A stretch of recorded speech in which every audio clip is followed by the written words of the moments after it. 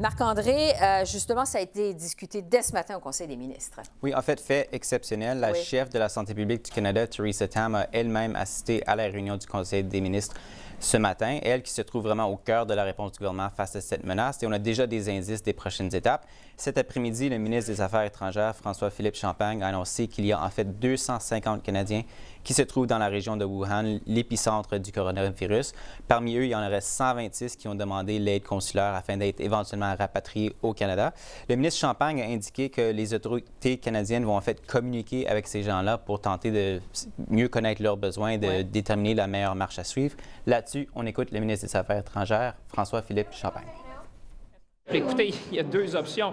Ou un pays envoie un aéronef pour prendre ses ressortissants, ou un pays peut participer avec d'autres à avoir une partie d'aéronef, des sièges sur un aéronef. Évidemment, les évacuations se font par aéronef. Donc, effectivement, ce que je dis, c'est qu'on est en train de considérer les différentes options pour offrir les services consulaires dont les Canadiens présentement ont besoin.